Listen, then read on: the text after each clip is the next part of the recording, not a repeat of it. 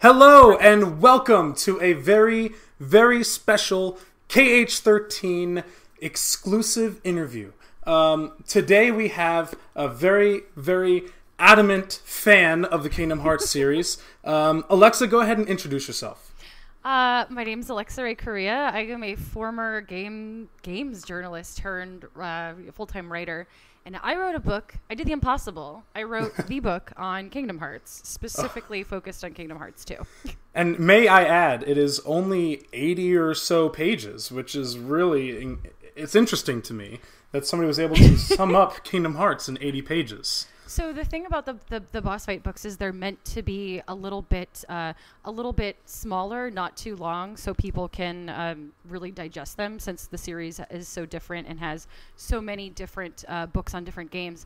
So my editor initially had said, between like 30 and 40,000 words, and I think the draft that I ended up handing in might have been like severely over or something like that. I don't know, but I think I did my best.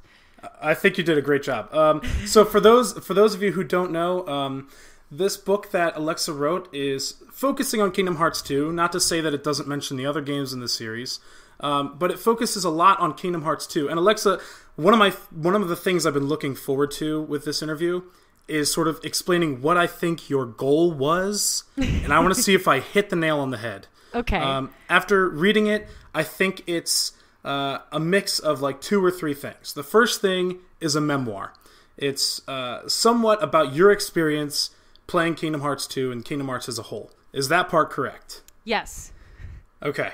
And I also think it's part critical analysis on the series, specifically Kingdom Hearts 2, and its major themes and its major character tropes that we see. Is that correct? Oh, yes, definitely. Okay. So it's not like, oh, this is what happens in Kingdom Hearts 2, so you don't have to play it. I think that's what a lot of people might think when they hear that there's a book on Kingdom Hearts 2. Mm-hmm. But it's actually like, I would like to say a collection of mini essays about Kingdom Hearts 2 and its themes and its characters. Yes, you are absolutely correct. Awesome. I can tell you, if you want, I can tell you a little bit of the backstory on how the book actually came into existence. Please do. If you would like. I'm very interested, yes. So Bossfightbooks, which is the publisher that I worked with, they publish every year a series or a season of books about video games, and each one is about a different game by a different author. And they had an open pitch submission, and I knew the editor through a friend, and I was like, okay, well, you know what? I think I'm gonna pitch. I want to do this. And I specifically remember I thought about all of the games that I could critically analyze, because I went to college. I was an English major, and my big thing was like research and giant research papers. My college thesis was this giant, like 200-page monster about the Lord of the Rings. Oh God! Wow. Yeah, that's somewhere. So I pitched, I believe, Final Fantasy VI was my first pitch, and I was like, Ooh. Here's how I want to analyze Final Fantasy VI. And the editor came back to me, Gabe, who's wonderful, and he said, okay, like, I like your writing, and I know who you are, and I like this, but I don't. He's like, is this what you're really passionate about? Like, is this something that like really, really means a lot to you? And I'm like, well, Final Fantasy VI is my favorite Final Fantasy, and a lot of people really like it. And he's like, no, you're missing the point here. What is important to you? And I was like, well, Kingdom Hearts. And he was like, all right. I was like, all right, talk to me about Kingdom Hearts. And we went back and forth, and I was like, well, I feel, XYZ. I feel the series exemplifies this. And one of my big, two of my really big points were like, because his questions were, can you praise it and criticize it? And I was like, oh, yes. And it was, there are no strong female characters. Some of the game design is kind of weird. The story is incomprehensible, but it showcases like young male friendships in a really strong, powerful way. And he said, okay, if you had one major question that you wanted to answer that people have about Kingdom Hearts in this book, what would it be? And I was like, well, everyone makes fun of me because I'm a grown-ass woman, and I love Kingdom Hearts. Like, I'm in preach, because I'm 24. I don't know if I told you that. I'm 24, and I get the same exact thing. Like, it's so hard as an adult male to get other people my age to play this game for the first time. It's almost impossible. My younger brother is 24, and he hangs out with his friends and they're like video games, and he's like, oh, I like Kingdom Hearts, and they're like, what the hell are you talking about? Like, it's really unfortunate. But the question that came up was, is Kingdom Hearts a kid's game? Because people see Donald and Goofy on the cover and they go, oh, it's a Disney thing, it's for children. And I said, because my editor was like, isn't, Kingdom Hearts considered a children's game? And I was like, no, and this is why. And I went on this diatribe, and he said, I think we have our pitch. That's awesome. And I was like, okay. So I decided to approach it rather than try to break the games down from like beginning to end, or break down Kingdom Hearts 2 from beginning to end. I decided to take 7 or 8 core themes that I think really are exemplary of what that series is, and set them up as smaller essays, and then the through line, the thing connecting them, would be my personal experience with the game. So here's what I think, and here's why I'm taking the time to explain this to you. So when you said memoir and critical analysis, that is exactly what I was trying to do. Perfect. It came across very clearly that was what you were trying to do. I mean, I loved the opening prologue to this, where you talk about your experience with your brother, because I was an only child growing up, so this was like my sibling, if you will. Like, Kingdom Hearts was the first game I fell in love with. I sort of happened upon a PlayStation 1, and I had all those great PlayStation 1 classics. Don't get me wrong, but PlayStation 2 was the first one that I said, I want to own that, and I want to play this game, because everything else was sort of given to me by my parents, what they think I would like. But Kingdom Hearts was my first choice. Yeah. And I think a lot of Kingdom Hearts fans specifically have that story, have that sort of experience. Yeah. If you ask other people who say like Call of Duty is their favorite game, they're not going to get that experience, I don't think. It's not like, oh, I just fell in love with shooting people. It's just not. It's just so different than anything else out there that's popular. I fell in love with whacking people with a giant key. Yes, of course. How do you not? But I guess I'm going to go somewhat in order here. After reading that prologue, it was very touching. It was very. I connected with you on that because, like I said, a lot of people probably have a similar experience. But what really got me, I actually had to like pull out a notepad and write down this statement here. The first chapter, like about Kingdom Hearts 2 itself, was about the prologue of the game itself. Yes. The Roxas 10-hour tutorial. I couldn't believe how similar we reacted to that. I mean, I'm sure there are other people that did that, but again, I don't really have a lot of people that I could talk to about Kingdom Hearts that aren't online. So hearing that this was so boring to someone else. Oh yeah. But then it hits you so much later why they did this. Oh my God. I just remember, so a lot of people have actually me about that opening and said, oh, it only took me 3 hours. I don't know what you're talking about. But here's the thing. That opening will take you more than 3 hours if you actually try to get all of the money that you need. Oh my God. I'm such a completionist. I had to. I'm one of those guys that's like, I don't want to find out what happens if I don't, because I don't want to do this again. Right. And you don't have to. Like, the thing the game never lets on is, even if you don't get enough money, Olette will magically make up the rest of the money when when you get there.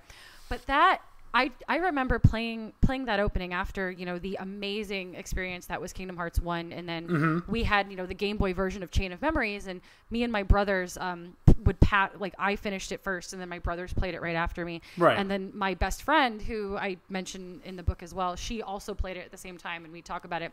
So when Kingdom Hearts 2 came out, we were ready to go, and we all sat down together to play the opening.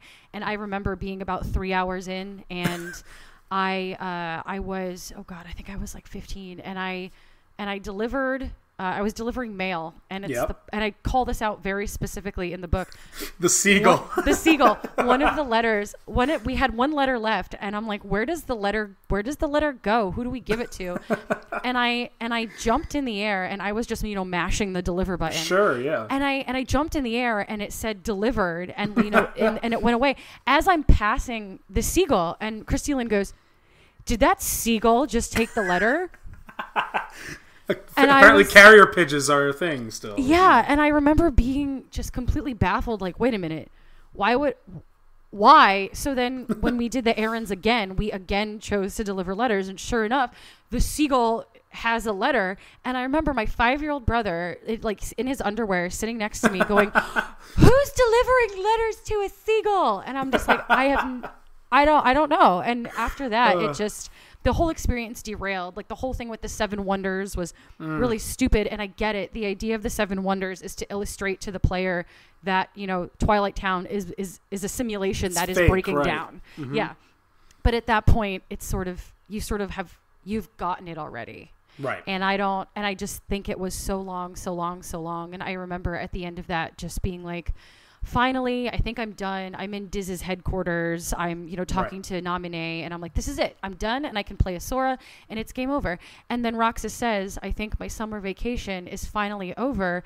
And it hit me, and I went, oh my God, this was trying to tell me that nothing I did mattered. Right, exactly. Roxas is such a tragic character. And like you say in the book, he's nothing without that prologue. Mm-hmm. He doesn't even show up until the very end besides that prologue. Right. It's just, it needed that. And you were right. It's a lesson on futility. It's a lesson on, man, does this really matter? Am I doing this for something? And you may not realize it now, but it is so worth it. Right. So one of my favorite things about your book is that not only do you critically analyze Kingdom Hearts 2, but you also relate it to real life. And you sort of speak Nomura's mind and like why he's doing this to us. Because it might not always be clear. That's what I love so much about your book, specifically the Roxas portion. Because I felt the same exact way. I was like, why the hell am I hitting junk with a soft bat? It's right. Why am I whacking bees with a bat? You're literally hitting bees. What am I doing? Like, where's Sora? Like, I thought I bought the wrong game when I first started playing. Oh yeah. But, it's so worth it, and his story just becomes so much more important thanks to this prologue. So. And I think it's great that you pointed that out.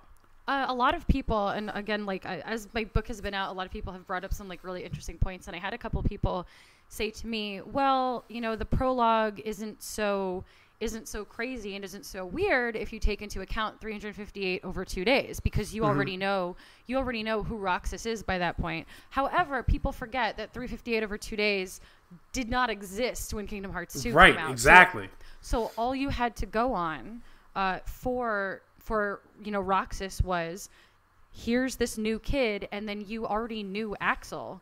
So that should have been, flag number 1, like this kid, like there's something seriously important going on with this kid that we're not seeing because it's so boring. But yeah, unless you're playing the games in the machete order, that's your first indication that it's actually also your first introduction to some of the really darker themes in the series. Oh yeah. You're not meant to exist. Ugh. Right. Exactly. Yeah. It's like a lot of the puppetry going on in Kingdom Hearts, which is very creepy if you think about it. 14-year-olds being puppeted by grown men. But we'll get into that later. If you rearrange the letters in Xemnas, it spells man sex. Just saying. Yes, it's true. Totally on purpose. But I think the way you described this prologue, I'm thinking about it, I'm like, man, Kingdom Hearts 2 was an awful game. That's sort of what I was thinking about. But then you were like, yeah, that's why people love it so much, because they endure and they take the time to think deeper, to find the deeper meaning. And that's sort of part Nomura's brilliance and part just how invested we are in the characters. So you sort of played out the opening of Kingdom Hearts 2 to be probably the worst thing on the planet. But then you turned it all around and said, it's so worth it. And that's what makes Kingdom Hearts so incredible. So I commend you for that. I'm so happy that you did that.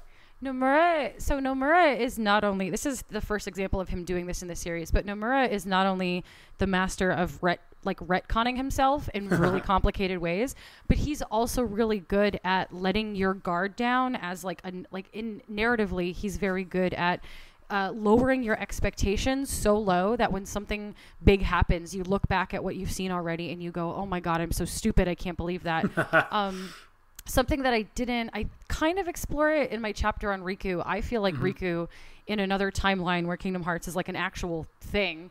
Riku was supposed to be in Sora's position. Riku was supposed to be the Keyblade Master, and everything in Kingdom Hearts, 1 and Chain of Memories and 2 sort of indicates that he was supposed to be the chosen one, but it was Sora. And a lot of people were like, no, like Riku's just he's a shitty guy, and that's why he followed the darkness.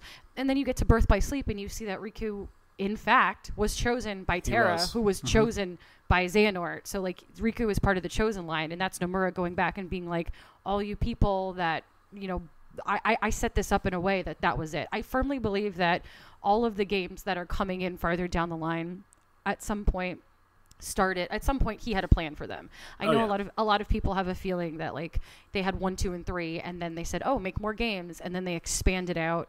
They sort of like exploded the story. But I can't just the interlocking pieces, as crazy and strange as they are, I can't believe that they weren't in his mind. Well, at one point. The secret endings sort of give that away. Yeah. Birth by Sleep was planned at the end of Kingdom Hearts 2. I don't know if I could say the same for Days. I think Days was sort of... Yeah, I don't either, but I don't think it was very much planned. I think it was just there to give us the backstory, because he figured out that so many people fell in love with Axel and Roxas that he sort of wanted to tell their story. Because you take that away, I mean, all it really does is further Roxas's importance. And Xion, I don't know that she really... I'm not a fan of Xion. I'm not really emotionally connected to her. But she was, introduced and then taken away, in the same game. So I don't really care about her. But I mean, I think the rest, like Birth by Sleep and then after that Dream Drop Distance, I think they were all planned well in advance. Yeah, I agree. But I let's go into that Riku thing that you were talking about. One of the jaw-dropping moments in your book was when you said that Kingdom Hearts is actually Riku's story told through Sora's eyes. Yes. I'm a Sora fanboy. Sora is my absolute favorite. Nobody's going to tell me otherwise. But after thinking, I literally put my Kindle down. I was reading it on a Kindle, by the way. Nice. I put my Kindle down, and I just thought about it. I was like, holy shit, this is Riku's story. Yeah. Like, it was totally meant to be about him. And then... some stuff happened and it wasn't. Yeah. But wow, yeah, I think, God, you really think about it, Riku is the main focus. I mean, he's in Dream Drop Distance. He's the Keyblade Master. Sora screws it all up. Yep. Sora wasn't supposed to be the Keyblade wielder. Riku was. It really is Riku's story. Talk about a little bit more about that. So this goes back to, so when I played the first Kingdom Hearts game, and I finished it with my brothers and my friend. Me and my best friend, Christine, spent a lot of time talking about the game and talking about things happening in the game. Because that's, what you do when you're 15 and you live in the middle of nowhere, Connecticut. Right. And I remember she actually said it first. She was like, I feel like Riku was supposed to have the Keyblade, and then he got lured away and screwed everything up, and so it automatically went to Sora, because Sora was in the right place at the right time to inherit that power. And I firmly believe that. And there are small moments that support it throughout the series, like when stupid evil Riku does get the Keyblade, Donald and Goofy are like, well, he has the Keyblade. His story is far more interesting. The hero's journey is, if you look at Sora and at Riku, Sora is constantly optimistic. He's not one note. There's a difference between being one note and being one track, and he's always optimistic. He is always moving forward, and he always has his goal in mind. He's like, this is what I have to do, and this is where I have to go, and this is how things have to be. And he's very firm in his goals. Riku gets lured in by the darkness, by this thing promising him freedom and power and a whole new life. And Riku, standing on Destiny Island, saying, "I want to see the world. I want to get out of here." Riku has the soul of the hero who's just too big for his small world. Like, that's a mark of a really complicated protagonist. And he does it, unfortunately, in a way that hurts a lot of people. So he hurts a lot of people. And then at the end of Kingdom Hearts 1, he gets his redemption moment, which is, seal me in the darkness. I will find my way home. Like, right. I have to literally face my demons. Like, he bred this trouble, and now he has to, like, made his bed, and now he has to sleep in it, right. Or fight in it. In this case, and then he's gone, and you see him, fight his way through Castle Oblivion in Chain of Memories, and Sora is, where's Riku? Where's Kairi? I have to find them. And Riku's track is, he's dealing with his replica, which is a replica of his worst self. So he is literally, physically battling his worst self to figure out who he is. Is he this terrible person, or did he just go through a tough time and he has to conquer that and turn that into something else? And then I believe it's the end of Chain of Memories, Namine says to him, light, you are not light and you're also not darkness. Neither can hurt you. You use both. And that's what makes you who you are. You can use both. And that's the other thing that made me sort of leap out of my seat, because Sora doesn't do that, really. He doesn't. He's pure light. He doesn't even want anything to do with the darkness. Mm-hmm. But Riku is the guy that's like, as long as you're not all dark, and as long as you don't use your darkness to harm others, you're pretty set. It's all about that balance. It's all about the yin and yang. It's the balance and the force. And Riku is the only character I think we get that from. Yep. You get King Mickey, who's pure light, even though he can control his darkness. We just never seen it. He hasn't I think he and Riku are, and if you're on the same plane as Mickey Mouse in Kingdom Hearts, you're a pretty important person. Oh yeah. But yeah, that, just thinking about Riku's character building and his growth throughout just the first 3 games is incredible. Yeah. And then it's further solidified in Dream Drop Distance, when he's the one that passes the test, and but I think he's already been there before. He's already sort of passed this test. But I totally agree with you about Riku being sort of the main focus here. Yeah, he takes the journey, and he harnesses his weaknesses and learns from his failures in a way that make him so much more powerful than he could have ever been had he not. Like, if you look at the end of Dream Drop Distance and you look at Sora and you look at Riku, those moments, the moment in which Sora fails and the lead up to that is just like, I wasn't expecting Sora to fail, because Sora is sort of the, everything's going to be fine. But in that moment, watching him fail made so much sense to me. Mm-hmm. He was unprepared. He was, compared to what Riku's been through, he's weak. So him cracking under, Xehanort's pressure made total sense when it happened. Mm-hmm. Riku sort of taking up the mantle of, training Kairi and working with Yensid in, the lead up to Kingdom Hearts 3 makes total sense. I know Kingdom Hearts 3 is going to be predominantly playable Sora from what we've seen so far, yep. Mm-hmm. But I honestly would not be surprised if we also got to play as Riku again. I don't know, but speculation. We've had playable characters before, whether it be minuscule or you switch the whole entire game, so it's not out of the question. But you're right; it would make sense if this at one point shifted gears to sort of tell Riku's part.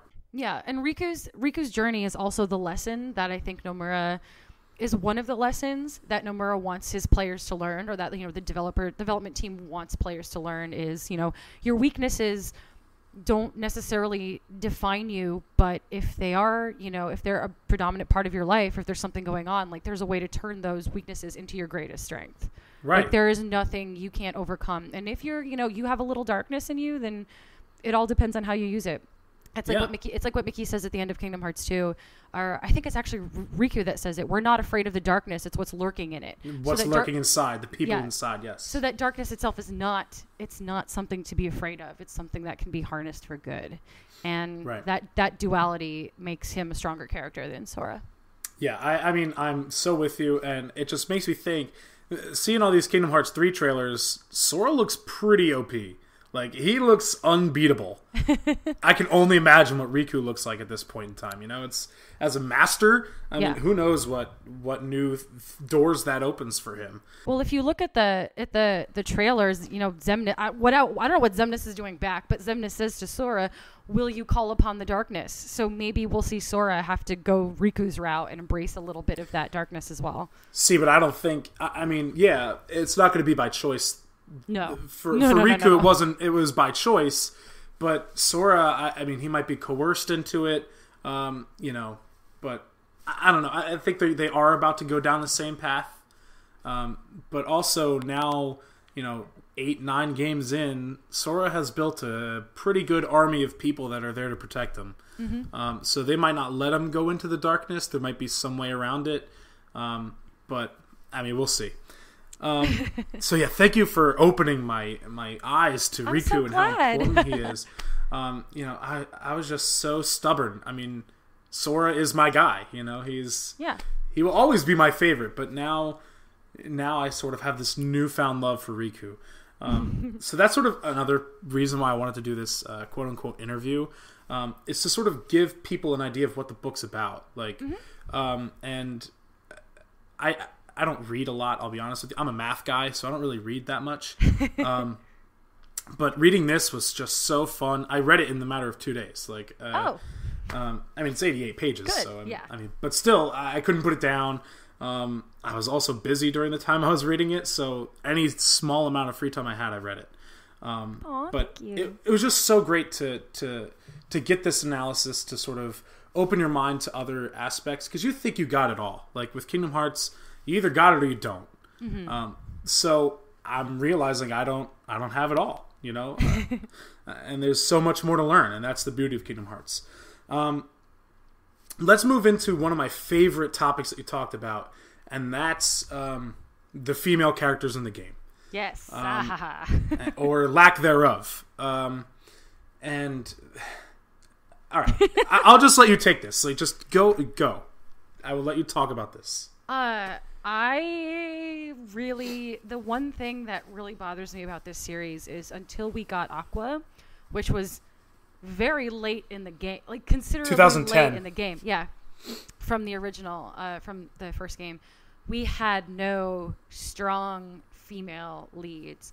I do not count Kairi. Kairi sucks, and she's my least favorite character in that series, and I'll get to that in a second.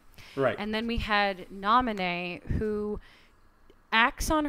she does act on her own, but she is the trope of the women as healer or the women as guide. She exists as a catalyst. She exists as a waypoint for, you know, Roxas and for Diz and for, you know, Sora. Like she is basically like a guidance stone. Right. She's not really a character that acts in any meaningful way.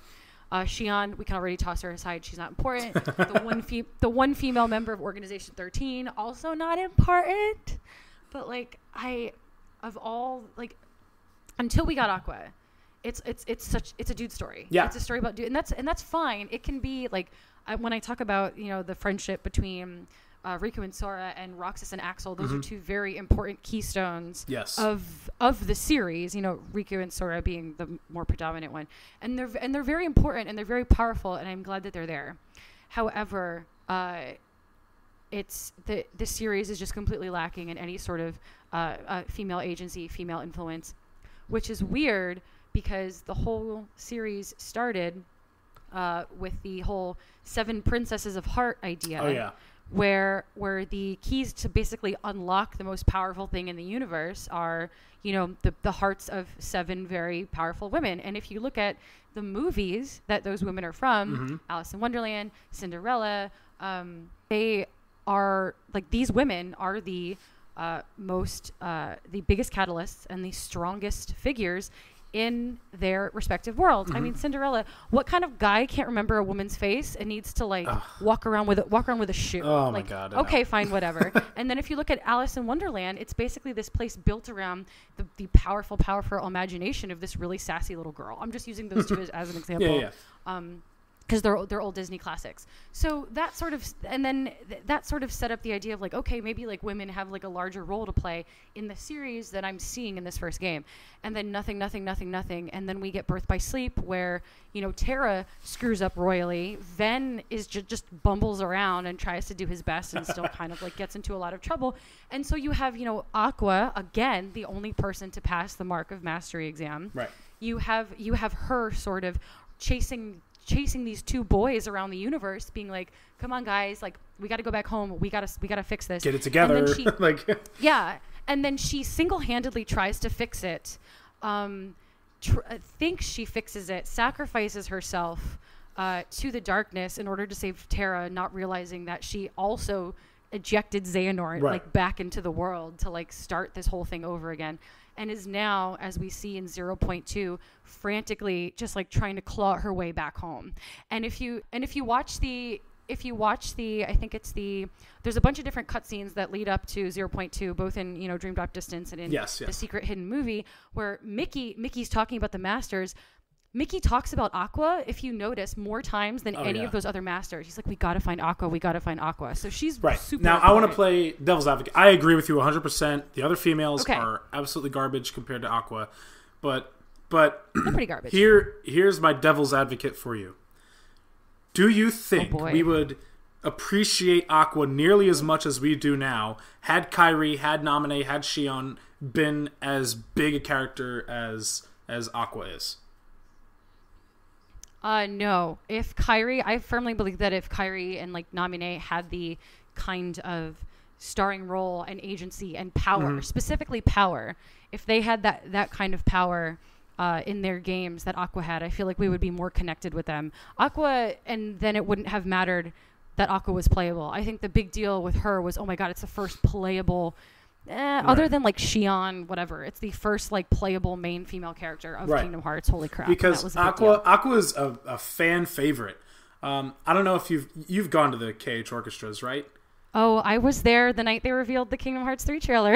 Okay, I'm so jealous. Anyway, I went to both New York City performances, and I saw Aqua cosplay more than anything else.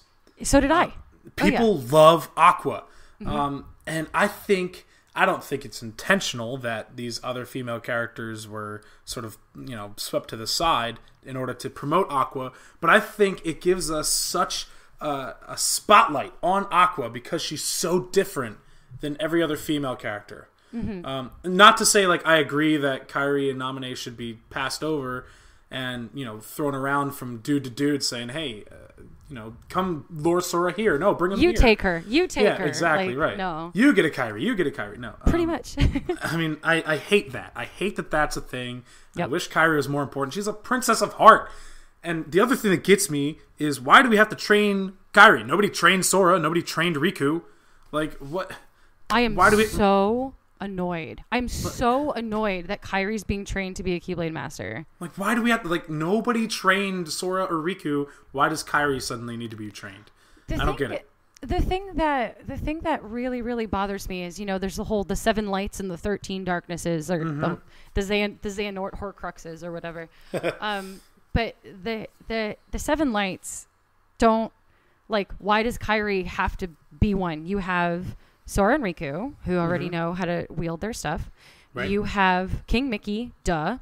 You have Terra, Aqua, and Ven, who I'm sure we will rescue and fight alongside. And then Axel figured out how to wield his Keyblade. Like, why can't he be number 7? Why does it have to be Kairi? Well, I mean, I'm going to go ahead. We don't know, but I'm going to go ahead and disagree that Terra is not one of the 7 guardians. You think they won't rescue him? I think it's good. Well, they'll rescue him, but I don't think he's going to be one of the 7 guardians of light. Well, let's. I think it'll be Sora, Riku, Kairi, Mickey, Lee, Aqua, Ven. That's Aqua, Ven. You know what? Now that I'm thinking about it, like really thinking about it, you are probably right, because Terra's like being is in like what 4 pieces now? Yeah, so I think one of the subplots will be to put him back together, Humpty Dumpty style. Oh my god! That's that's it. That's totally going to be one of the quest lines. You have to get. So there's his. Let's see. There's the haunted suit of armor in the Keyblade graveyard. Lingering Will. his lingering will. There is, I'm assuming his Heartless is somewhere. Terranort Heartless. The Terranort Heartless, the Terranort Nobody, which is Xemnas. So Xemnas and Ansem the Nobody. And then there's just... his actual body somewhere. Yeah, right? his actual body, and then his actual spirit that's hanging out in the darkness, which is different from the lingering will. Yes. Jesus Christ. Yeah, I think Kingdom Hearts 3 is going to be way, way bigger than people let it on to be. Oh, no. But yeah, I mean, I think this is easily a 100-hour game. Oh, I hope so. I mean, yeah, same here. But yeah, I don't think Terra's going to be around for that. At least he won't be in fighting shape if he is. Yeah. So I don't think he's one of the 7, because he's one of the trios, but he's the worst one. Like, he was literally the one that caused all of this to happen. And he's been in 5 pieces for 10 years. Yeah, so I don't think he's part of the 7 Lights. Okay. I'm going to go ahead and throw that out to Kairi and throw it out to Lee. I think that's why Dream Drop Distance happened the way it did, to sort of make them the final pieces of the puzzle. I'm so annoyed that Kairi's in there, though. And no, trust me, I am too, because there's no development for her. Nope. And I know a lot of people in the community feel the exact same way, that Kairi is so underplayed in both 1 and 2. Yes. Because in 1, she's... I like the ending in Hollow Bastion. I like that part, but why do I know she cares so much about Sora? Like, as far as I know, they're just best friends, right? They're not even. I mean, no, like Kingdom Hearts 2 bothered me because they sort of had like a weird little ham-fisted. Oh yeah, like Kairi. I think it's Sayek says it. Kairi is the fire. She fuels Sora's fire. Like, she makes him angry. He's coming after Kairi. That's absolutely incorrect. Not true at all. It's Riku. Yes, it is. And they might as well have just had a handshake when they met at the end. I know. Forget it. It was so... Kingdom Hearts 2 specifically was not about Kairi whatsoever. No. Again, it might be one of Nomura's tricks into making us think it's about Kairi, but it's really about Riku. But I don't think so. I think it's just bad character usage. I think it's bad character uses. I think she worked. So she worked really well in Kingdom Hearts 1 in that she, like, these 2 boys were very clearly fighting over this girl they like, right. and she became the object to fight over for these 2 boys who the story is about. And then once they got past that, like, her role was done. Yep. And now I feel like she's just kind of like a carryover. Now I think that's only true because they totally just swept the whole 7 Princesses of Heart under the rug. Yeah. After one, how important are they? Like, if nobody's still worried about them, like, how important are they really? What does Kairi being a Princess of Heart really mean now? Does it mean anything? I don't think it means anything, because in that first game, so the Princesses of Heart summoned Kingdom Hearts. Yeah, exactly. And then Xemnas figured out a way to make an artificial one, so you don't need the 7 princesses at all. Right. And then there's the Keyblade or the X-Blade or however you want to pronounce it. The Keyblade. The Keyblade. Keyblade. Up, down. That can, I guess, also summon Kingdom Hearts. So it doesn't... It's not important anymore, but it'll be interesting to see how far back Nomura retcons, and if that comes back, and if that plays into her ability to wield a Keyblade, or if that plays into... Maybe we've been, undervaluing her this whole time because she's going to do something really big and shocking in Kingdom Hearts 3. Maybe she pulls, a giant all-powerful, move out and destroys someone. Or maybe she, sacrifices herself. Like, who knows? I would be... at this point, I'd say a little too late, but something is better than nothing. I think Kairi needs this. She needs Kingdom Hearts 3 to build her up and bring her out to be this Princess of Heart, this super special connection to Sora, and she has this incredible nobody, Naminé, for a reason. Yeah. Because she is a super important being. So I need to see that. Yeah. I need to see Kairi be as important as Nomura made her out to be in Kingdom Hearts 1. Yeah, for the person with the most, literally the most powerful nobody, it's very, very strange to see her kind of sidelined like that. Right. Mm-hmm. So I'm hoping, for your and our sake, and for everybody else who wants Kairi to be a better person, I hope she has the story that she deserves in Kingdom Hearts 3. Yeah. Anyway, so you touched on this before. I want to sort of bring it back, because the characters in this are really what fuels Kingdom Hearts. I want to talk about romance and bromance, and that chapter specifically. I loved that chapter so much because you hit the nail on the head. I know we sort of talked about this a little bit already, but just go into a little bit more detail about how this is definitely Kingdom Hearts 2 specifically, what the book's about. How this is more Sora Riku rather than Sora Kairi. Why we've talked about why it's not Kairi, but why is it Riku? So I've had a little bit of an explanation for that chapter, and if you are on the fence about buying my book, that chapter is actually up on Kotaku as a preview for people that want to read it. I have a lot of close guy friends, and my best friend out here in California is this guy, and we were having a conversation, I think like two and a half years ago, about how, in media and in games specifically, there are no positive portrayals of intimate male friendships. Like in no video game is a guy going to turn to another guy and be like, I love you, man. Like, you're my best friend. Like, that doesn't happen in games because it's and male needs emotionally in narrative, and also just when you read, like, if you're a smutty literature reader, male needs are also not really met. If you read 50 Shades of Grey, it's not about the guy at all. It's actually about the girl. So the emotional needs of dudes are not being met. And I sort of went on this little crusade to do research about it. And in 2015, when the first Final Fantasy 15 demo came out, I wrote a story about male intimacy and how I was glad that it was only 4 dudes starring in this game, because it allowed for a portrayal of 4 guys who are very close, who definitely love each other, and who have that intimate friendship and are not afraid to be open with how much they care about each other in a homosocial way. Right. And how it's so important. That portrayal is so important in mainstream media. And of course people got mad at me and whatever because internet. But back to Kingdom Hearts. Kairi is not what fuels Sora's fire. It's Riku. Absolutely. Riku, if you remember the opening of Kingdom Hearts 1, Kairi fades away, and then Sora sees Riku swallowed by the darkness, and Sora goes after him. Sora is like, oh, no, you don't. Riku, what are you doing? At every step of the way in Kingdom Hearts 1, Sora's like, Riku, come on, man, what are you doing? He's never angry at him, and he's never like violently angry. He's like, you gotta, like, don't you see you're being stupid? Like, you gotta come back with me. That's the worst he does, is he calls him stupid. Sora treats Riku as, as someone he loves, because you would never, tell someone you love to, like, fuck off, you're being terrible. He gives Riku every chance at every turn to be like, come on, man, this isn't what you want.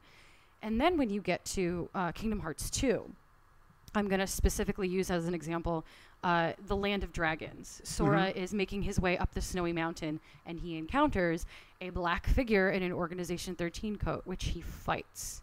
And the figure leaves, and Sora is like, oh my god, I think that was Riku. Like, he's like, is it Riku? And everywhere he goes, like, Kairi is also trying to find Sora and remember Sora. Yeah. And Kairi's like, and Sora's like, I'm looking for my friends. But everywhere he goes, he's like, have you seen Riku? Was Riku here? Like, he asks everyone for Riku.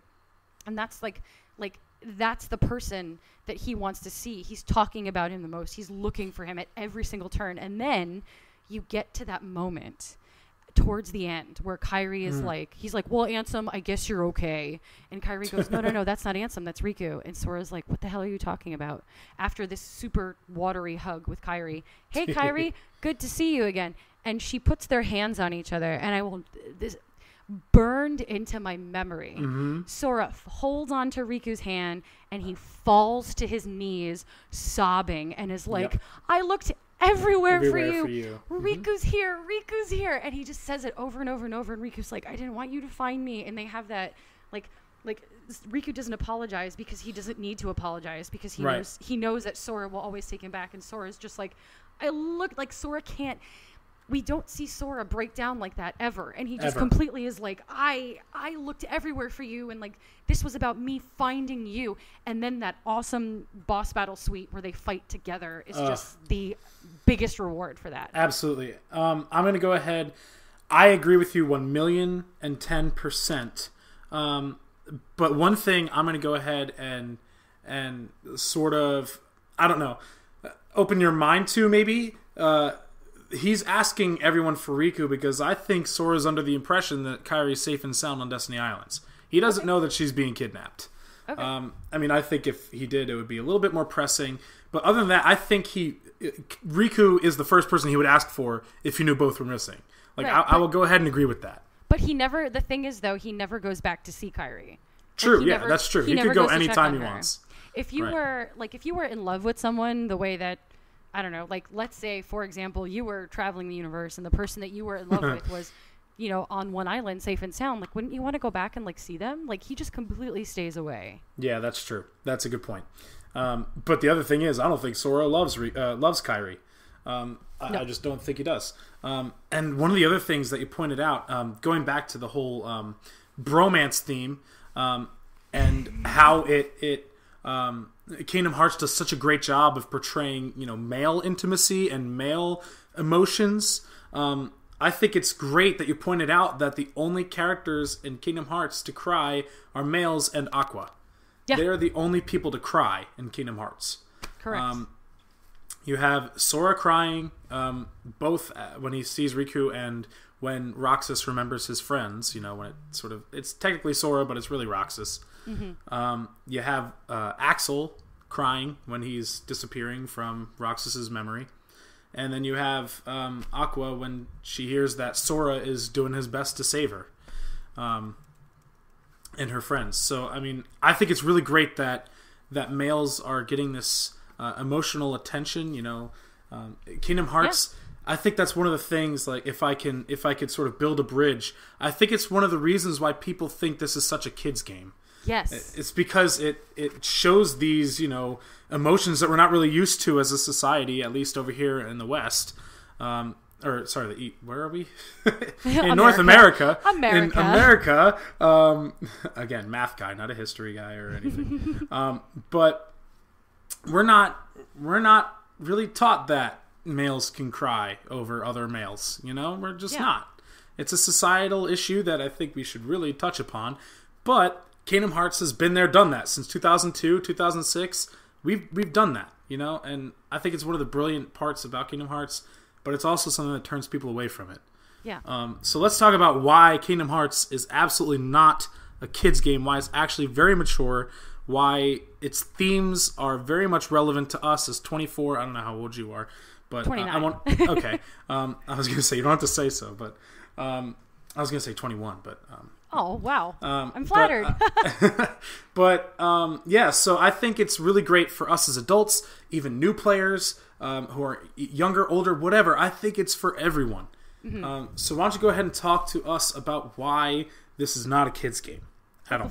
Before I get into the tropes and the themes, if you're one of those people that's like, I just want to play a game that's a good game to play, Kingdom Hearts is incredibly violent and also really hard in some places. Oh yeah. The platforming in Kingdom Hearts 1, sometimes it was just like so bad. Like it was so hard and precise. It was very, very precise. And in Kingdom Hearts 2, those boss battles are very, very tricky and long and arduous, and they're like big uphill climbs. They're just long and hard. In terms of tropes and themes and stuff, you have this idea of the thing with Riku's darkness, the whole idea of and that darkness can be anything for anyone. It could be anything that you feel is hampering you or bringing you down, or maybe a bad decision you made that's like stuck with you for a long time. And Riku harnesses that darkness and that mistake that he makes to accept that darkness and to run with the baddies is kind of a decision that kids don't make. Like those kind of decisions are made by, people like us that, have that desire to see the world or, have that agency to make that choice. Right. So, I think one of the things that sort of is a reason for people thinking it's a kid's game is because you play as a kid. Yeah. You play as a 14-year-old kid. And the thing that people don't get is that video games are created by people. Mm-hmm. And these games are created by grown adult people. And it's telling grown adult stories just through a young 14-year-old boy. Mm-hmm. So I think people they're not really looking past the fourth wall, but it's something I can't help. I've done theater my entire life, so I sort of look at the outside in and the inside out. So I'm looking at this like, adults made this. There are adult themes in this game, even though you play as a 14-year-old kid. And not everyone's as willing to accept that. No, absolutely. And also, just because you see Mickey Mouse on the cover, right, doesn't necessarily mean that it's a kid's name. Disney's gotten like really dark and mature over the years, and I feel like that's the world of Disney that Kingdom Hearts picked up with. It picked up with, Tron and Pirates of the Caribbean and Nightmare Before Christmas and now we have Tangled and Big Hero 6 and Kingdom Hearts coming in Kingdom Hearts 3. That's the Disney that Kingdom Hearts, I think, picked up on, not the like old sugary saccharine fairy tales. Right. Yeah, I think that's sort of what Union Cross is about now. Like that can sort of do the fairy tale stuff. Mm-hmm. But the mainline games, I think you're right. They're really picking up on those dark like even Mulan. That's not like a princessy movie. It's very adult in its themes, and because Disney has this stigma of taking really dark stories. Like, I don't know if you actually know the real story of the Little Mermaid. Oh, I do. It ain't all rainbows and butterflies. No, it's dies. So dark. Yeah, it's so dark. But Disney has had this stigma with it for so long that it takes these dark things, it makes it all pretty and fun. But Kingdom Hearts doesn't necessarily follow that same formula. It takes these movies, but it's also its own thing. Like, the Disney worlds are sort of, on the side. It's really the Traverse Town, the Hollow Bastion, the World That Never Was. It's really those worlds that tell the real story. Mm-hmm.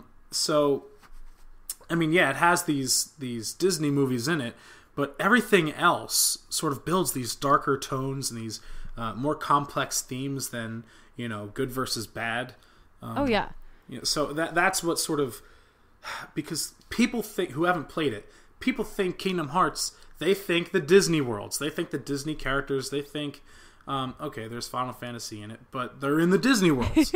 They don't know that there's non-Disney worlds there to tell this story. Mm-hmm. So I think they think that it's all, happy-go-lucky, boy beats the darkness sort of thing.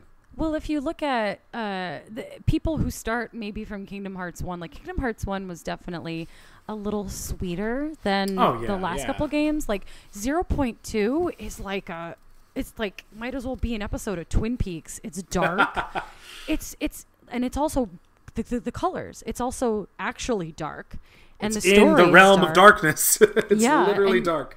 And she's, she's walking around being like, I don't know if I can do this. Like, she just sounds like the most defeated human being on the planet. Like, she has nothing left. And that made 0.2 really hard to play for me. Just like listening to her be like, oh my God, what the hell? So like, It's definitely not, and God knows Kingdom Hearts 3 is probably going to be like a giant sad fest. Oh God, I'm not prepared. I feel like people are going to die, and I don't want them to die, and they're gonna, and I don't want it.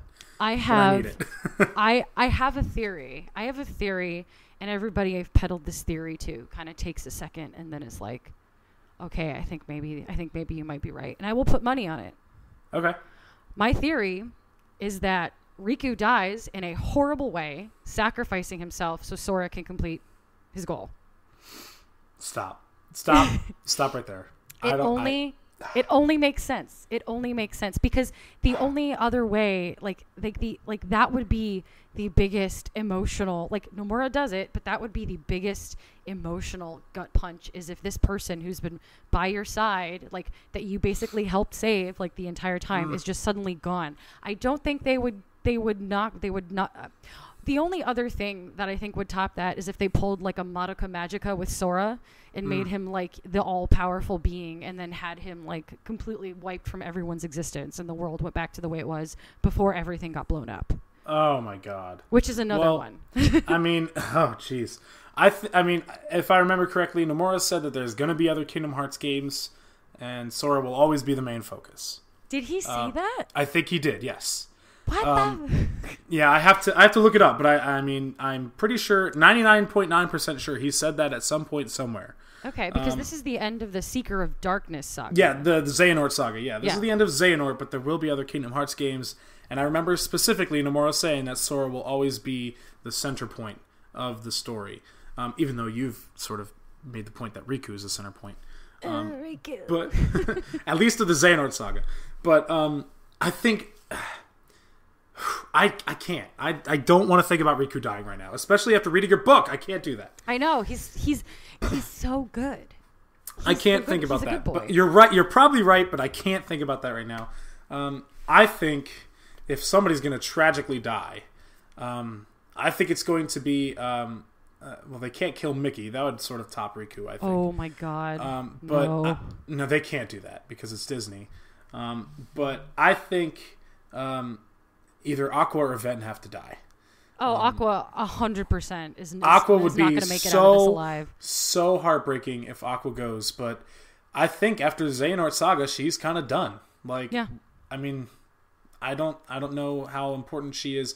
I think Ven, with the whole Union Cross thing and him being an original guy, you know, so I think Ven's going to stick around, but Aqua might bite the bullet here. I feel like Aqua's done. I feel like Aqua's done, and then maybe, you know, Ven or Terra or maybe Riku, if he survives, will take up like what Master Ericus was doing, like sitting in his tower just training Keyblade wielders. Like, I feel like that would make sense for them. Yeah, that's true. Oh god. All right. Ooh, okay, we're gonna have to talk about Kingdom Hearts 3 more. This is great. But was there anything else about your book that you sort of wanted to talk about? I talked about the 5, maybe 6 things that I really enjoyed about the book, even though there were only 8. I think we talked about 6 of them. I mean, the thing is, we've talked about them in detail here, but you still need to read the book in order to get, because we haven't touched on every single tiny little detail. Yes. But we have, I think, got an overarching sort of good umbrella about what the book is and the things it talks about. And if you and your Kingdom Hearts friends are looking to find something else to talk about, I guarantee you this book will open your eyes to something that you probably never thought about before. Aww. Or if it does, it'll give you a different viewpoint of that same mindset. But either way, I think if you agree or disagree, this is a great book just to get ideas, just to keep Kingdom Hearts fresh, because that's what it did for me. Oh, yay! You know, besides 0.2 and all that, which was like maybe 10 minutes of new stuff, you know, we haven't had a lot of new content aside from Union Cross since 2012. Mm-hmm. So reading this book and making the old games sort of more fresh in my mind was something I was really happy to experience having read your book. So first off, I want to thank you for that. Thank you. So, yeah, was there anything else about your book that you wanted to mention that we maybe didn't talk about here or mention? Not that I can think of. I don't want to get too into it because I don't want to spoil some of the good stuff. Yeah, I mean, like you said, the chapter on King Mickey is really cool. So I'll let readers talk about that, and your chapter on what Kingdom Hearts, like the actual thing, is. I think that's a great chapter for people to peruse, because I don't know that we have a solid answer, really. We don't, but I mean, spoiler alert, we don't. But it's right. So I mean, I think reading your chapter on it was really cool, and the perspective that you took was really awesome. Oh, thank you. On what you think about it. So it really, I mean, in short, a quick review of the book is that it really opens your eyes to aspects of old games that you think you know inside and out. It really opens your mind to something that you've probably never thought about before, even though you think you know it all. That's sort of how I felt. I call myself a Kingdom Hearts expert. I've been reporting Kingdom Hearts news specifically for 3 years now. Wow. I feel like I have a good understanding of what Kingdom Hearts is. But again, there are things that I read in your book that made me second guess a lot of what I thought, and sort of made me put things into perspective. So it made me want to replay all the games with this new take on it. And I've done my job. Exactly. So I think This book is a must-read for any Kingdom Hearts fan. As I said, it focuses mainly on Kingdom Hearts 2, but other games are touched upon, which you kind of have to in a game series like Kingdom Hearts. Can't really talk about just one, you know? But I say pick it up. It's, what, $5? $6? That's how much I got it for. Oh, yeah, on Kindle. It's yes. It's like $6 on Kindle and then $15 if you want like a physical copy. Oh, right. Okay, yeah. So it's like a $5 Kindle buy. That was... It was well worth more than $5 for me. But but I got the Kindle version. It is $15, you said, physical? Yes. And you can get it where? You can get it at bossfightbooks.com, or you can get it on Amazon. And if you are going to D23 this weekend, I will be lurking. And if you find me, I will happily sign it for you. Ooh, awesome. Great. So you heard it there. You get to have your own copy of the book signed by the author. Woo! Just got to find her around. Great. So with that said, let's just have some fun here and talk about Kingdom Hearts 3. Yes. Maybe talk about D23, what we expect to see from the trailer, what we've seen at the orchestra trailer. Wherever you want to start, I'm willing to talk. Go. Where do you want to start? So, oh my God. I was at the one before E3. I was at the Los Angeles concert. Sure. When they trotted Nomura out on stage and everyone just completely lost their minds because they knew what was coming. Right. And I got to see the orchestra play the trailer arrangement live over the trailer, which was really, really cool. Oh, man. It was amazing. I cried. I was already covered in like tears, and my mascara was down my face, and I was like, "Oh my God!" And I have friends at Square, so I'm sitting next to one of the community managers when they walk him out, and I'm like, and I like, she's like, "I'm sorry, I didn't say anything," and I'm like, "Holy shit!" I just like completely lost my mind. But that trailer, so I want to know, because in the way Kingdom Hearts physics works, I guess, is if you, and Nomura has said these are Nomura's words, if you defeat the heartless and the nobody of someone, and if you defeat them in that order, the heartless first and then the nobody, then that person has a chance of becoming a person again. A person again, yes. So that is true. Assuming that we have defeated Terra Xehanort's nobody, which was Xemnas, and his heartless, which was Ansem, in that order, Terra Xehanort has to be an actual human person somewhere. But in the trailer, we saw Xemnas and Ansem.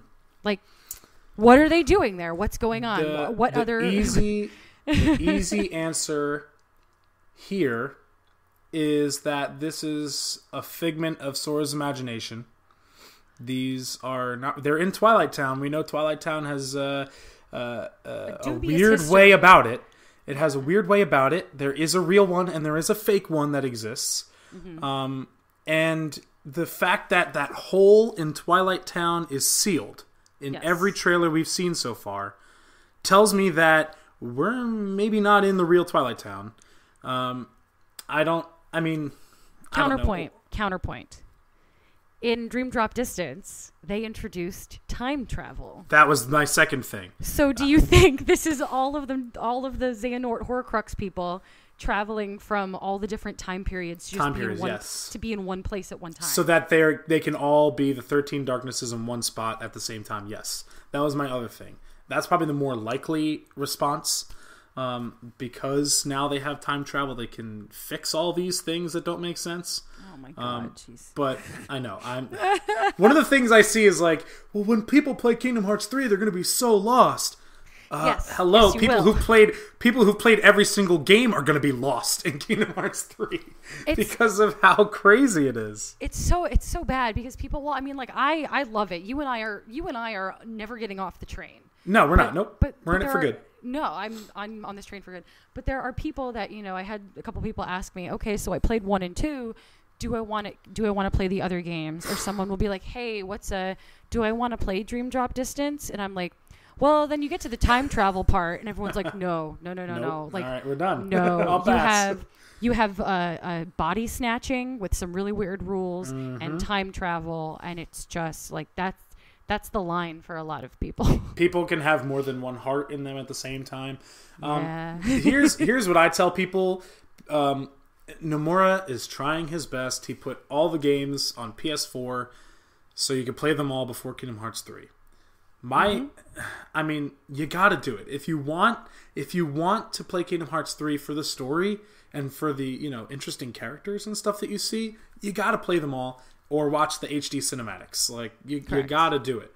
But please, for the love of God, don't play Days. Don't play Recoded. Just watch the movies. Yeah, don't. You don't have to play the mobile game now.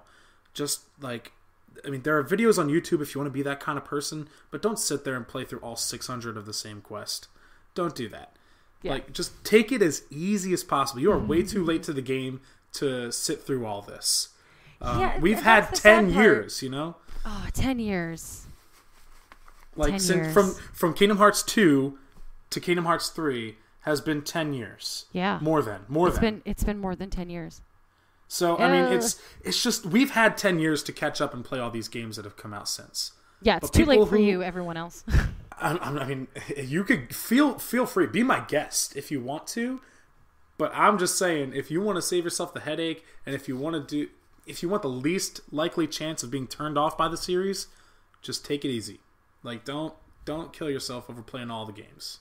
Yeah, or just play 1, 2, and Birth by Sleep, and I think you've got a pretty good primer. Yeah, Birth by Sleep is honestly the one I will tell you definitely need to play, rather than just sort of read the wiki on it. You have to play it to really understand these characters and where they're coming from, because that's where the big baddie is introduced. You can't just skip over that. But as far going back to Kingdom Hearts 3 and the implications that the other games have on it, Dream Drop Distance is the biggest culprit here. We're going to see a lot of Dream Drop Distance in Kingdom Hearts 3 with the time travel and all that stuff. So I think to answer your ultimate question, that's why we see Ansem and Zenith. Okay. Yeah, that's not something I thought of when I was watching it the first time, and then, a week later I was washing the dishes and I was like, wait a minute, it's the time travel. Because I'm always thinking about Kingdom Hearts. I was going to say, because you were thinking about it while you were washing dishes. We have, in my apartment over our mantle, we have this limited edition piece of key art from Kingdom Hearts that we've framed. And then we have, that's awesome. We have the Play Arts Kai figures in every room. So I'm constantly reminded of this thing in my life. So always thinking about it. Yeah, my TV setup right now is I'm collecting all the Sora Play Arts Kais. Ooh. The only one I'm missing is the original Kingdom Hearts 2 one, and the Final Form one that was given out at one of the D23s a couple years ago. Mm-hmm. So I'm only missing the two rarest ones, but I have every other Sora Play Arts Kai, and I have them set up on my TV, so I'm looking at them every time I play games, which is a lot. But yeah, one of the things that I want to talk about in this orchestra trailer is the difference between dry forms and these Keyblade transformations. Oh my god, they look so cool. They look amazing, but I think dry forms are sort of gone now. Yeah. I think that the Keyblade transformations have 2 phases to them. Okay. Each Keyblade, it's totally driven by the Keyblade now. So each Keyblade has its own dry form, quote-unquote, associated with it. Mm-hmm. The Kingdom Key has second form. The Olympus Keyblade has the guard form that we saw in the trailer. Yes. The Star one, we don't really know the name of it yet, do we? The Star one that we saw in the Tangled trailer, that has the guns with it. That's so weird that has guns. Yeah, I know. Oh, God. It's going to be so incredible. I don't know. I don't really care. It's just so cool. I'm sure they'll explain it somehow. Also, I wonder if it has guns. I wonder what world it's from. If it has guns.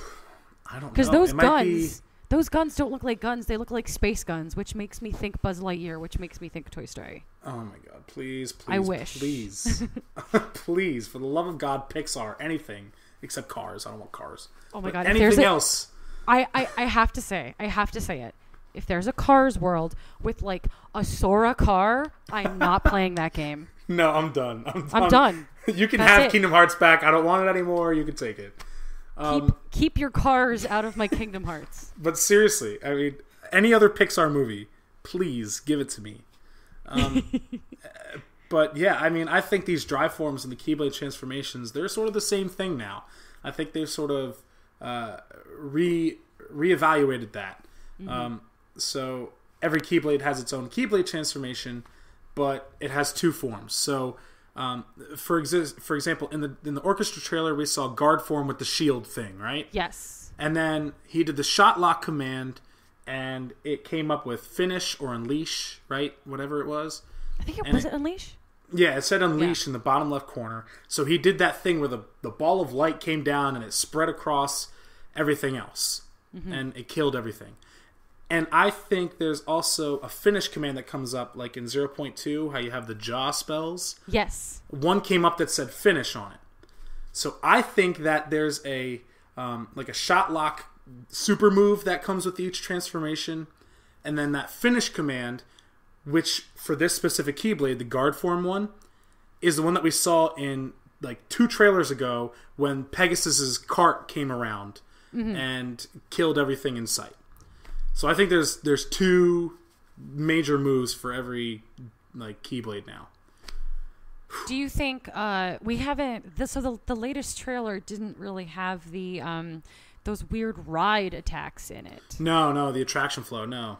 Do you think those are gone, or do you think we're just not seeing them right now? I don't know, because there's no other meter to use. But then again, I think we could see, the command menu. I think it has multiple pages. So it might be sort of like the summon menu.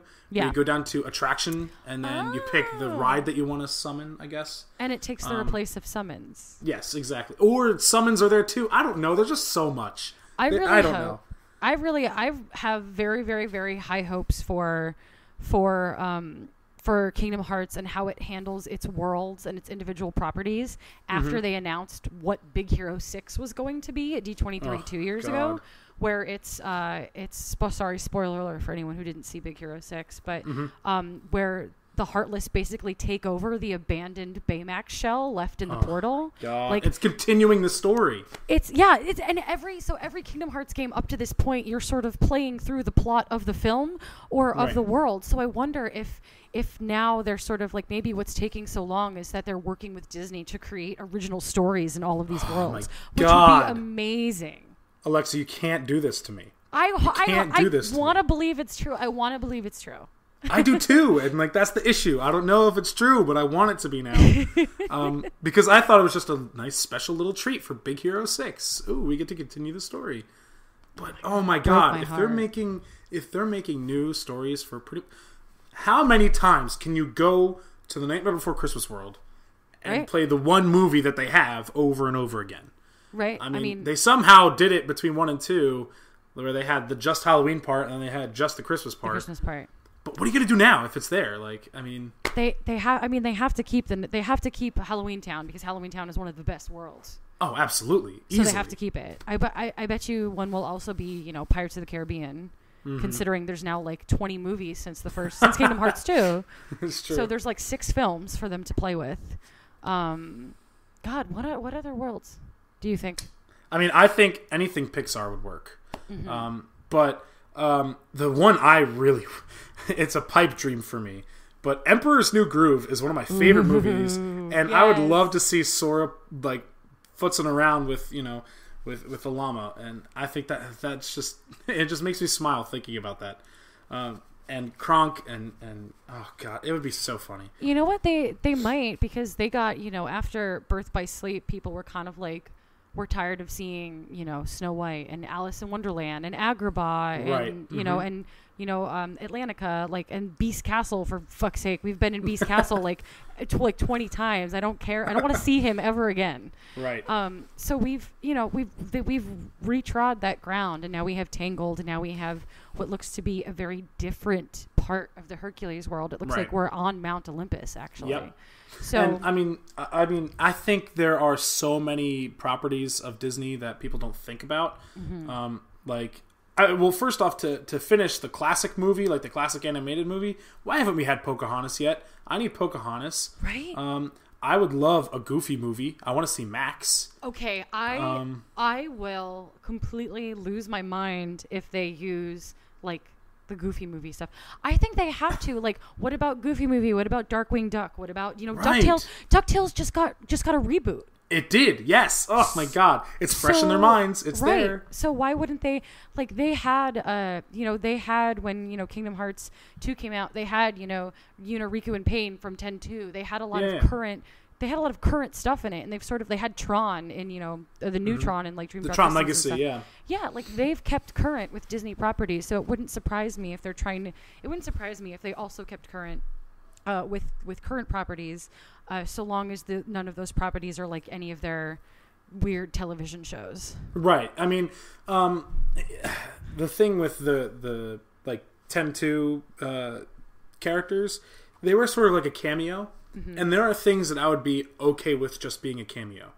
Like, for me, I love Marvel and Star Wars more than a lot of other people out there. But I don't think they could be worlds. I just don't. I think you're correct. A girl never reveals her sources, but I've had this conversation with a lot of people, and it just sounds like not only would it be a lot of money, but also Marvel has the cinematic universe and the comic universe and the television, Netflix. The television universe, the animated television series, and then Star Wars is ongoing, and they keep a lot of their information and a lot of their stuff under wraps. I don't think, based on production schedules and just finances, I don't think that they would be able to make them work with Kingdom Hearts, because Kingdom Hearts is all about, Kingdom Hearts keeps, between its games, for all its complexity, keeps that consistency with the lore between worlds. And Marvel's lore is like in 10 different places, so I don't think it would work. Big Hero 6, which is why we have Big Hero 6, because that's a Marvel. That fits. Yeah. Mm-hmm. Yeah, there you go. That counts for me, but I would also, like, if we just got a Keyblade that might look like Captain America's shield, or, Goofy gets a Captain America shield. I don't know. I think that would be awesome. Yeah, like just an armor set. Just some sort of nod, I don't need a world of Marvel characters or Star Wars.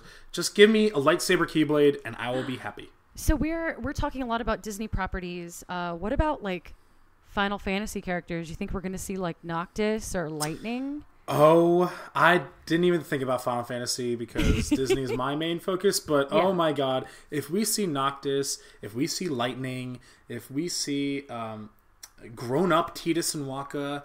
Oh god, I don't know. I mean, 10 is my favorite. Tidus, but I love Final Fantasy 10. I don't want to see Tidus, so they can have him. But maybe Waka. Fair enough. All right, fair enough. That's fine. That's a totally different interview / podcast. But we'll agree to disagree there.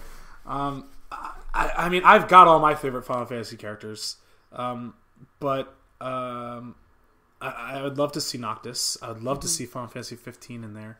I didn't like 13, but I like Lightning as a character. Mm-hmm. So she would be really cool to see. She's still really popular in Japan. So oh, isn't she like doing like Gucci? Like she did a or Versace? Oh my God.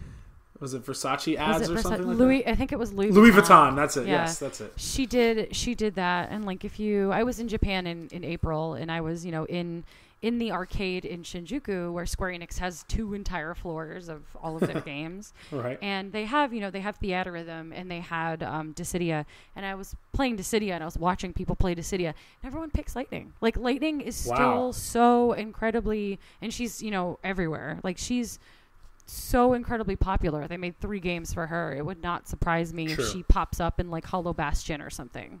Yeah, and even with 12 getting its remaster this year. Oh, jeez. Actually, this week. Yeah, today. Yeah. Oh, yeah, today. Right. At the time of the recording. But yeah, I mean, that's like one of the only Final Fantasies they haven't really hit on besides like the old NES ones. Yeah, I don't know. I mean, again, Final Fantasy isn't my main focus with Kingdom Hearts. I mean, they're so minuscule. It's all about that Disney. But it's all about the Disney, how about D23? Let's jump to D23. What do we expect from this new trailer / what do you think the new world announcement is going to be? So I'm really confused now. Okay.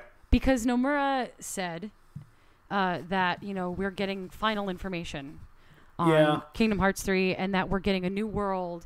And it's very weird to me that they would drop 2 new trailers within a month of each other. Here's my theory. You give me your theory. Way back when, they said, new announcements coming this winter. And then Final Fantasy 15 got delayed, ruining everything. I think that orchestra trailer was supposed to be our winter 2016 information. Yeah. And then this trailer that they're going to announce at D23 had been planned for a long time to release at D23. Okay. So I think, theoretically, there's been a lot of time between the two trailers. Like around 6 months. Okay. I think, because that winter announcement stuff never happened. No, it didn't. So I think this orchestra trailer sort of just fell into the lap of the orchestra. Like, why would they, if it had been planned for the orchestra, why wouldn't they play it in Japan? Right? You know, why would you start in LA when it's almost over? I think that sort of has something to do with it, the whole Final Fantasy 15 delay. Mm-hmm. And this trailer that we're getting at D23 was supposed to come out now. But I don't think the orchestra trailer was supposed to come out when it did. So that's my theory. Yeah, I was very baffled as to why. They wanted to give Kingdom Hearts fans something special, but it kind of baffled me why they wouldn't put that on an E3 stage, because the E3 stages have the bigger audience. Right. But at the same time, I think maybe it was Nomura's way of saying, thank you everyone who's borne with us for 10 years. Like, here's a treat. Yeah. I think it's because the orchestras were a focus of Kingdom Hearts fans. Yes. And also Nomura doesn't really like crowds. Yeah, so this is a little bit more. So it's a more intimate setting for him. Mm-hmm. Sort of like the 2.5 launch event that happened.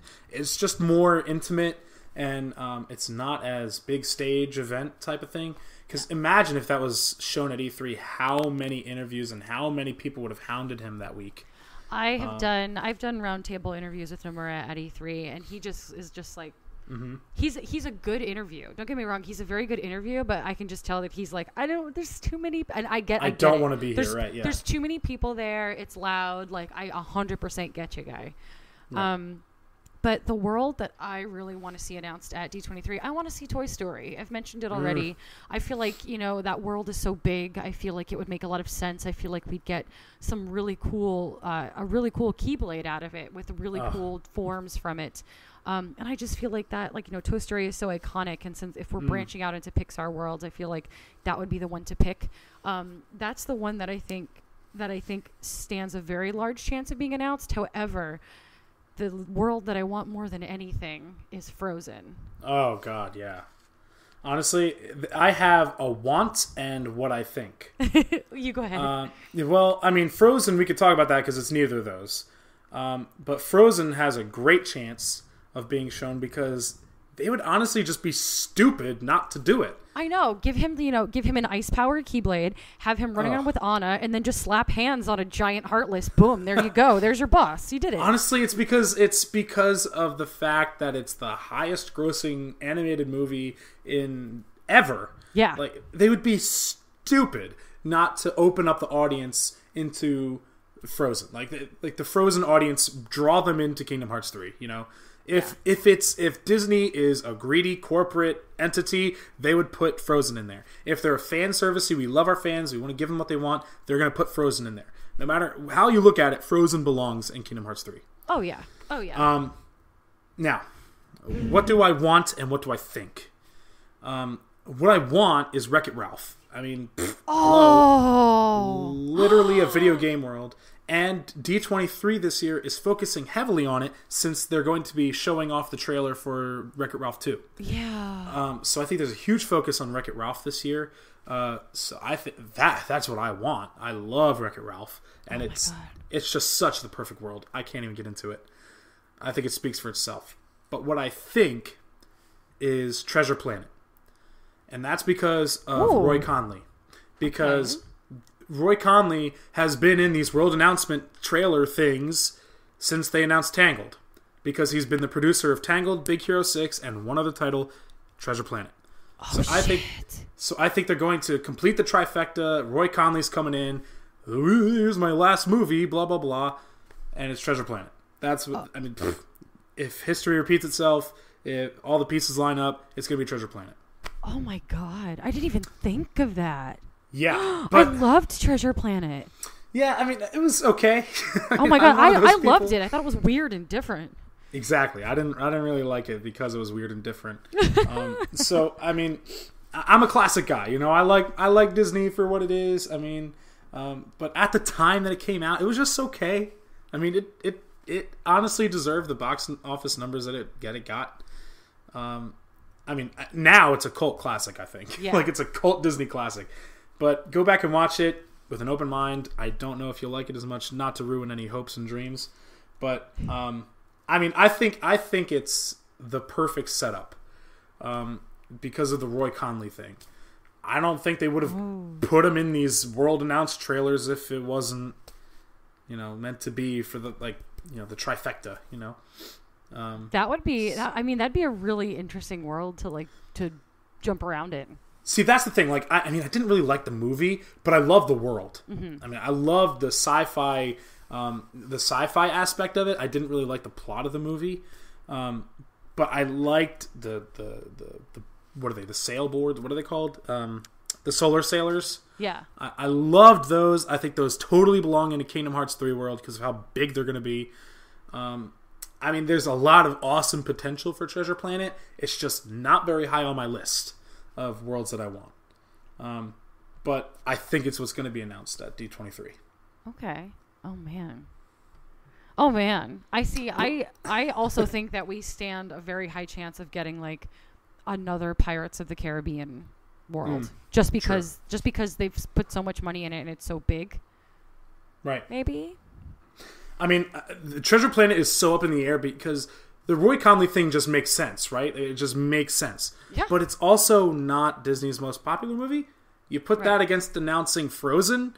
Yeah. I think 9 times out of 10 you pick announcing Frozen. Oh my gosh. I hope it's Frozen. I know, but like, I mean, I want Wreck-It Ralph. I think it's going to be Treasure Planet or Frozen because those just make the most sense to me. But yeah, I mean, only time will tell. But Toy Story would be awesome too. Don't get me wrong. I think they have a lot of potential with Toy Story, and then also I don't know, a couple of years ago, like I think 4 or 5 years ago, people were talking about some video floating around the internet of a clip from Kingdom Hearts where Sora is running around in the Toy Story world, and then afterwards it sort of came out that it was a cut world from Dream Drop Distance. Oh, it was actually a cut world from Kingdom Hearts 1, I believe. Okay. Yeah, it was supposed to be in Kingdom Hearts 1. Maybe they'll bring it back. They found the character models for Buzz and Woody, like the T models of Buzz and Woody, but they were never used. I think they were supposed to be summons or something. Oh, man. But it's been in Nomura's mind for a while now. Yeah, he strikes me as a Toy Story guy. Oh, absolutely. I think he strikes me as a Pixar guy, but here's the other thing. The Xehanort Saga should probably be about those classic movies, but then you have Pirates of the Caribbean ruining that. It's like the only one. And Tron. But like those are the only ones that are like so out of the ordinary. So and now you have Big Hero 6. Entangled. So like they're starting to get into Pixar. They're starting to get into the newer animated films. But honestly, Big Hero 6 was my number one choice, and I got that 2 years ago. So anything else is a bonus at this point. Yeah. But I mean, I'm saying Wreck-It Ralph because that is the next choice I would make. I would really like a release window. That would make me happy. I know. Now, the thing about the final information thing is that it was probably a loose translation from the interpreter who was at the concert at the time when he said that. Mm-hmm. We did a little bit of research into it as, you know, a Kingdom Hearts specific news site. So we don't know that the final information is necessarily the right phrase here. Yeah. But, I mean, if this trailer happens to be in English, I think we're getting a release date. Yeah, 100%. If we hear English voice acting, we're getting a release date at the end. Mm-hmm. They're going to go hand in hand at this point because everything we've seen so far has been recycled, like battle quotes or Japanese voice acting. Correct. Yeah. So, and if there is English voice acting at all, that means that I think, which is one of the biggest things I need for Kingdom Hearts 3, is a simultaneous release worldwide. After they did that with Final Fantasy 15, they have to do it for Kingdom Hearts. I know. They really do. 0.2 was like a week. between them, but they were really close. Yeah. So I think Kingdom Hearts 3, they'll nail it. They're not going to release it until they can release both at once.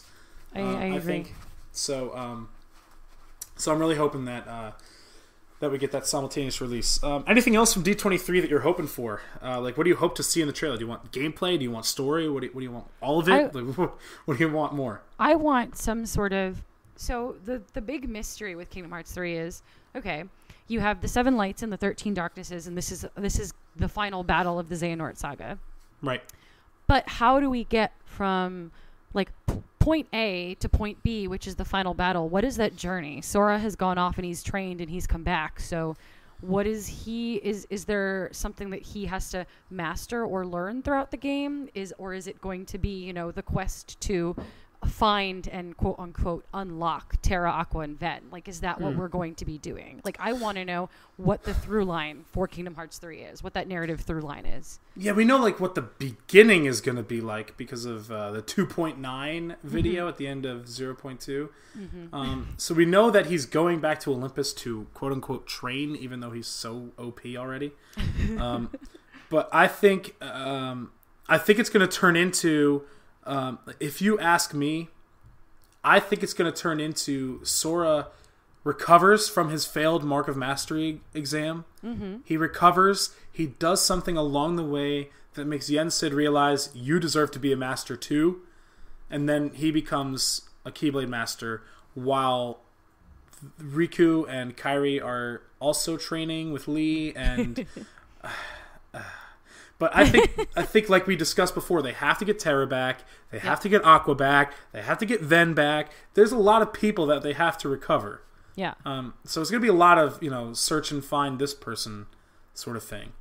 But again, the Disney worlds aren't going to have a huge, say in that. Like, they're all scattered in the Kingdom Hearts specific worlds. So I'm kind of curious as to why he has to go from Disney World to Disney World. Because it's tradition. Because it's what you got to do, right? Yeah, okay. You got to go and unlock your Keyblades and meet your people and seal the keyhole for the billionth time for some reason. But also, like part of what I liked about that Kingdom Hearts 2 did it a little bit better than Kingdom Hearts 1 was chasing your nemeses from world to world and seeing how that particular organization member may be infiltrated and how they warped the world and what they turned into a Heartless and what kind of fight it was. Like, every world was basically built for the boss fight and then the weapon you got at the end. Right. So I'm really curious to see how they do, like, Big Hero 6, the fight with an evil Baymax sounds heartbreaking and amazing. I can't wait to see what they're going to do with Tangled, because I loved Tangled. I want Frozen because I want to see Sora interact with Elsa and Anna. Like, like that's what I want. So that's sort of, like that. I think that's why they keep that formula, is because, fans really dig that interaction. Oh, absolutely. It's really cool to see Sora, like you said, interacting with these Disney characters that exist already without him, and then he suddenly intrudes, and it's really cool to see how, and it's all my favorite part is seeing how Donald and Goofy interact with them, because even though they're Disney characters, they never interact. That's why Mickey Mouse Clubhouse was so cool to me, because all the Disney characters. Oh, no, like the Mickey Mouse Clubhouse. Oh, yeah. So, like, it was like a coffee house, but all the Disney characters were there. So it's really cool to see all the Disney characters interacting with each other outside of their worlds. We got Steamboat Willie for Mickey, which was awesome, and I loved watching Donald and Goofy being like, "That's the king before he was the king. Right. He was a little shit in black and white and whatever." Which is why, like, when we were talking earlier, and you're like a Goofy movie, and I brought up DuckTales, like, those are Donald and Goofy's worlds. So I wonder if, since Mickey got his, maybe we'll see theirs as well. Oh my god, that'd be so great. It'd be cool. It'd be some really good world building. Honestly, I just want Powerline. Like, just give me Powerline and I'll be happy. Oh, what if that was like your Keyblade? You got like a Powerline Keyblade, Stop. And then the transformation had like something to do with dance. Like, it makes all the enemies do the dance above the crowd. Yeah, that would be so cool. That would be amazing. If you're listening, Square Enix. Yeah, put us on your development team. We got some really good ideas. Yeah, we'll be your consultants. Yeah, seriously. All right. I think they have it under wraps. I think that they have it under control. I think Kingdom Hearts 3 is going to be as long as we don't have too high of expectations for it, I think it's going to blow us all away. But anyway, I think we're at like an hour and a half mark here, so we should probably stop fangirling at this point. But I would just like to thank you one more time for coming on to do this with me. I know we talked a lot about Kingdom Hearts 3, but remind people about your book, because that was the main reason you were here with me today. My book. I wrote a book about Kingdom Hearts 2. You can find it on Bossfightbooks.com or on Amazon.com. You can get it digitally or get a nice paperback copy. And yeah, let me know what you think when you read it. You can find me on Twitter at Alexa Racy. So please tweet me your thoughts. Wonderful. Once again, I've been Toominator from KH13. You can find me on Twitter at ToominatorKH13. It was such a pleasure talking to you about your book and about Kingdom Hearts 3. So if and when you release another book and it's about Kingdom Hearts, let us know. And I'd love to read that in 2 days and talk to you about it. Are there any plans for any other books maybe in the future? Me? So I am definitely working on some stuff that's not Kingdom Hearts related, but after Kingdom Hearts 3 wraps up, I'm definitely going to be doing something. I'm just not sure what form it's going to take yet, but there is something in the works. Nice. All right. I'm really looking forward to it. Just for those of you at home who are listening, her writing style is so easy to read. Aww. and it puts it in layman's terms, but it's also very complex. So I thoroughly enjoyed reading, and I thoroughly enjoyed talking to you. So thank you once again for coming on. So thank you for listening, and have an awesome day. For more Kingdom Hearts news and information and exclusive interviews, stay tuned to KH13.com.